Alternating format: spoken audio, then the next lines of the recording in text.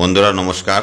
আমার channel hi tech সরকারের তরফ থেকে আপনাদের সকলকে হার্দিক অভিনন্দন।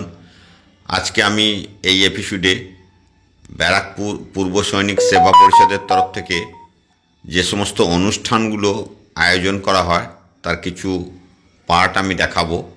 আর এই সমস্ত সেবা পরিষদের তরফ থেকে যে অনুষ্ঠানগুলো করা হচ্ছে তার প্রয়োজনীয়তা কতটা আপনারা নিজে নিজে অনুভব করে অবশ্যই কমেন্টস বক্সে লিখবেন।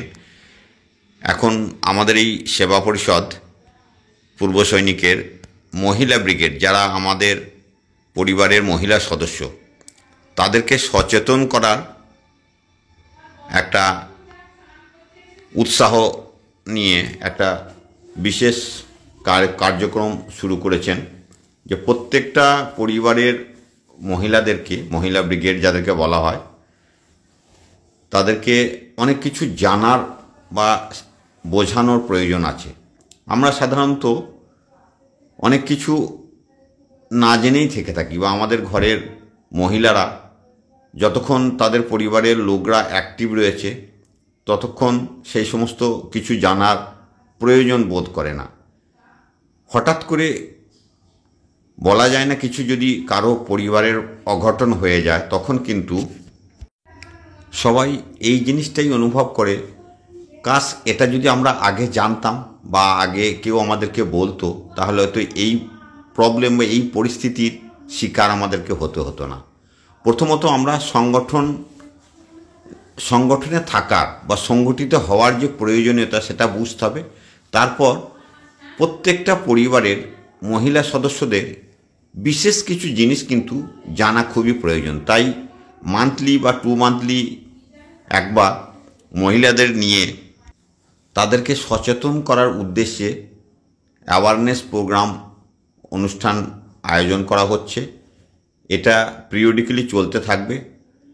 তো দেখবেন কিছু ক্লিপ আপনাদেরকে দেখাবো, তার সাথে সাথে কি আলোচনা হয়েছে সেটাও আপনাদেরকে জানাবো।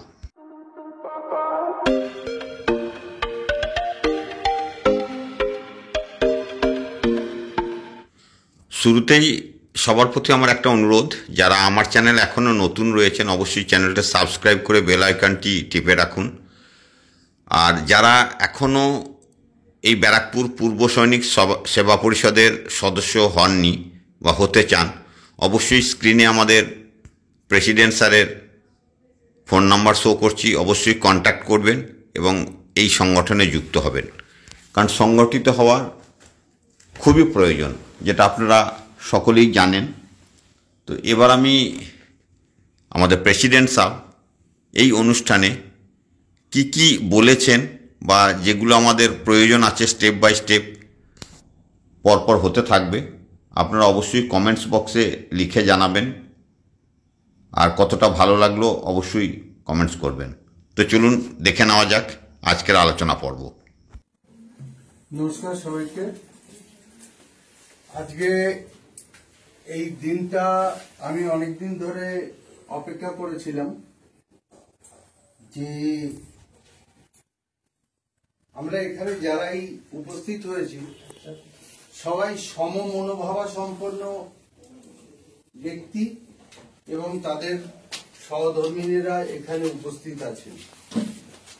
তো পূর্ব সৈনিক সেবা পরিষদের অনেক গ্রুপ আছে, অনেকের অনেক গ্রুপ আছে, অনেকের ঘরে বসে গ্রুপ তৈরি করে, কিন্তু ফিজিক্যালি গ্রাউন্ডে গিয়ে কাজ করার মতো লোক খুব রেয়ার পাওয়া যায়।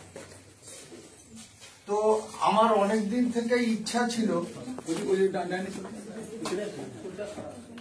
যে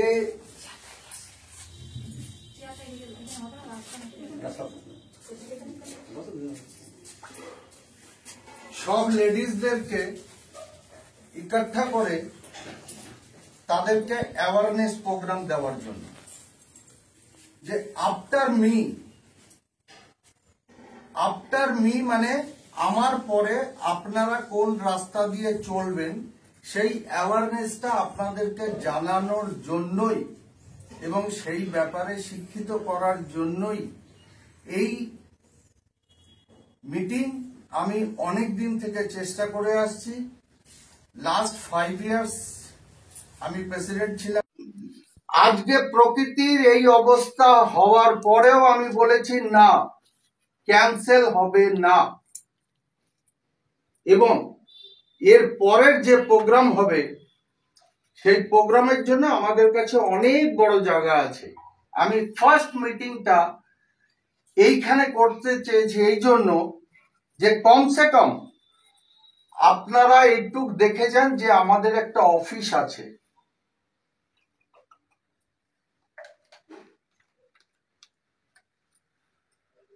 এখানে এসে কোনো রকম বাজে আলোচনা হয় না।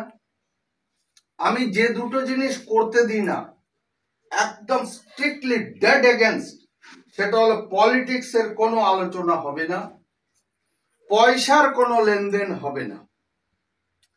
তা না হলে এর আগে এখানে আমার সেক্রেটারি ওয়াইফও বসে আছেন, উনি আমাদের অনেক দিনের সঙ্গী। আমার প্যাট্রনের ওয়াইফও বসে আছেন, ওনাদের বাড়িতে গিয়ে আমরা মিটিং করতাম। তো ন্যাচারালি বাড়ির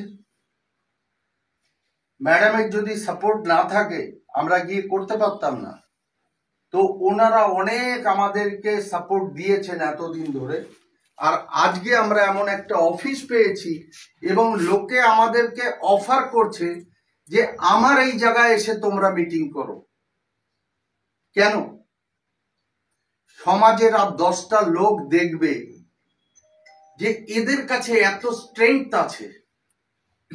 আজকের দিনের যে সমাজ, সেই সমাজে ইউনাইটেড হয়ে থাকার খুব জরুরি। আমরা ছোটবেলাতেই পড়েছি যে একটা ঝাঁটার কাঠি কিচ্ছু করতে পারে না, কিন্তু 10টা ঝাঁটার কাঠি দিয়ে নোংরা পরিষ্কার করতে পারে। তার মানে কি? এটার থেকে বোঝাচ্ছে ইউনিটি। তো সেই ইউনিটি হওয়ার জন্য আপনাদের মাধ্যম দিয়ে, এবং আজকে সকালেই আমাকে তো বন্ধুরা, আজকের এপিসোডে অল্প একটু টাচ করলাম আপনাদেরকে। এর পরের এপিসোডগুলো পুরো আপনাদেরকে আমি দেওয়ার চেষ্টা করব। আপনারা সবাই এই সংস্থার সঙ্গে যুক্ত হন এবং এই ব্যারাকপুর পূর্ব সৈনিক সেবা পরিষদের সংগঠনের লাভ ওঠান। আমি বারবার একটাই রিকোয়েস্ট করব, এই সংগঠনের মধ্যে কোনো পলিটিক্যাল ডিসকাশন বা পলিটিক্যাল ইনভলভমেন্ট নেই। বারবার আমি বলে আসছি, আর আগের অনেক এপিসোডেও আমি আপনাদেরকে এই একই কথা বলেছি।